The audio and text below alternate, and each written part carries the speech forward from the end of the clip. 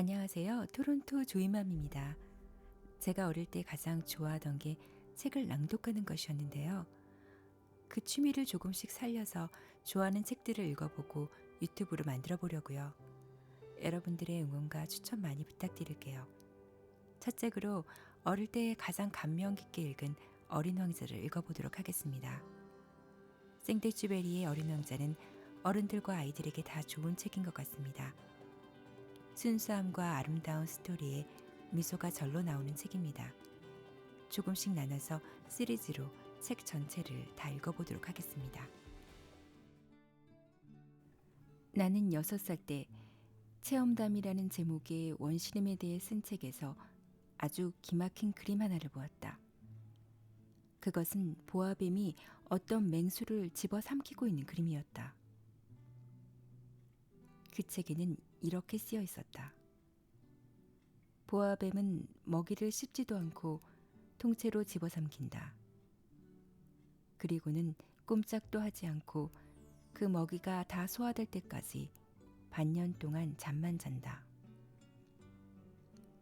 나는 이 그림을 보고 난 후 원시림에서 일어나는 여러 가지 모험들에 대해 한동안 생각해 본 다음 색연필로 내 나름대로 그림을 그려보았다.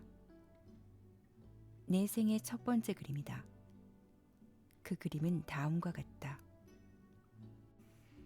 나는 이 걸작품을 어른들에게 보여주면서 물었다. 내 그림이 무섭지 않나요? 그러자 어른들은 그런 내가 이상하다는 듯 대답했다. 모자가 뭐가 무섭다는 거냐? 내 그림은 모자를 그린 것이 아니라 코끼리를 소화시키고 있는 보아뱀을 그린 것이다. 그래서 나는 어른들이 알아볼 수 있도록 보아뱀의 뱃속에 무엇이 있는지 그려주었다. 어른들은 그제서야 내 그림을 이해했다. 어른들은 항상 설명을 해주어야 한다. 이것이 내가 두 번째로 그린 그림이다. 하지만 어른들은 내 그림을 보고 이렇게 충고했다. 속이 보였다 안 보였다 하는 보아뱀 그림 따위는 집어치우고 그것보다는 지리나 역사, 계산, 문법에 관심을 가지는 것이 좋겠구나. 그래서 나는 6살에 화가라는 멋진 직업을 포기해버렸다. 내 첫 번째와 두 번째 그림에 대한 실패 때문에 더 이상 그림을 계속 그릴 마음이 사라졌다. 어른들은 혼자서는 아무것도 이해하지 못한다. 늘 설명을 해주어야 하니 어린이들로서 그 일이 여간 힘들고 맥빠진 일이 아닐 수 없다. 화가 되기를 포기한 나로서는 다른 직업을 선택할 수밖에 없었다. 그래서 비행기 조종하는 법을 배웠다. 세계 여기저기 안 가본 데가 없을 정도로 나는 많은 곳을 날아다녔다. 사실 지리 공부는 내게 많은 도움이 되었다. 나는 그냥 한번 보고도 중국인지 애리조나인지 단번에 구분할 수 있었다. 이런 지식은 밤에 길을 잃었을 때도 큰 쓸모가 있었다. 나는 이렇게 살아오는 동안 수없이 많은 성실한 사람들과 사귀게 되었다. 나는 오랫동안 어른들과 함께 지내면서 그들을 아주 가까이서 볼 수 있었다. 하지만 그것으로 어른에 대한 내 생각이 달라진 것은 아니었다. 좀 더 현명해 보이는 사람을 만나면 나는 늘 내가 가지고 다니던 내 첫 번째 그림을 보여주면서 그를 시험해 보았다. 나는 그 사람이 내 그림을 잘 이해하고 있는지 알고 싶었던 것이다. 그러나 그들의 대답은 늘 한결같았다. 이건 모자로구나. 그럴 때면 나는 보아뱀이니 원시림이니 별이니 하는 이야기는 아예 꺼내지도 않았다. 그리고는 그들이 이해할 만한 이야기를 했다. 즉 하드놀이나 골프, 정치, 넥타이 등에 대한 이야기를 했다. 그러면 그들은 매우 똑똑한 사람을 새로 알게 되었다며 기뻐했다. 나는 그렇게 서로 마음을 터놓고 진실하게 이야기를 나눌 사람 없이 혼자 쓸쓸하게 살아왔다. 그러다가 6년 전 사하라 사막 한가운데서 비행기 엔진이 고장나고 말았다. 거기에는 비행기 수리하는 사람도 승객도 없었다. 그래서 어려운 비행기 수리를 혼자 해야 했다. 그것은 나한테는 죽느냐 사느냐 하는 문제였다. 겨우 일주일 정도 마실 물밖에 남아있지 않았기 때문이다. 나는 사람들이 사는 곳에서 수천 킬로미터나 떨어진 사막의 모래 위에서 첫날 밤을 보내게 되었다. 넓은 바다 한가운데 떠있는 뗏모기의 표류자보다 더 외로운 신세가 되었다. 그러다가 해 뜰 무렵에 이상한 작은 목소리가 나를 잠에서 깨웠을 때 내가 얼마나 놀랐는지 여러분도 충분히 상상해 갈 것이다. 그 작은 목소리는 이렇게 말했다. 저 양 한 마리만 그려줘. 뭐라고? 양 한 마리만 그려달라고. 나는 벼락이라도 맞은 것처럼 너무 놀라 벌떡 일어났다. 나는 눈을 비비며 주위를 자세히 둘러보았다. 그랬더니 정말 이상하게 생긴 조그마한 사내아이가 나를 심각한 얼굴로 바라보고 있었다.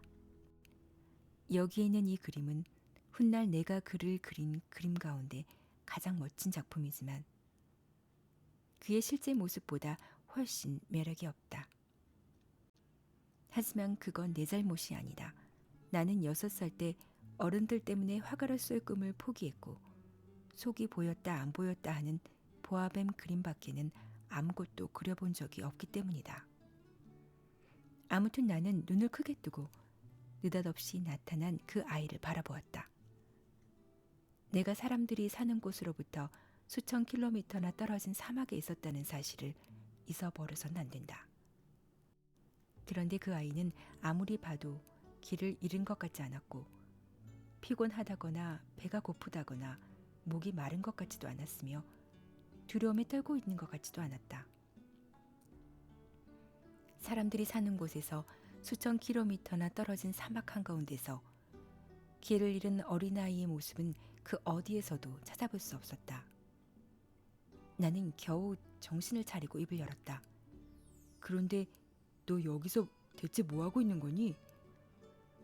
그러자 그 아이는 아주 중요한 일이기나 한 것처럼 가만히 같은 말을 되풀이했다. 부탁이야. 나한테 양 한 마리만 그려줘. 누구든지 너무도 신비스러운 일을 당하게 되면 거기에 순순히 따르는 법이다.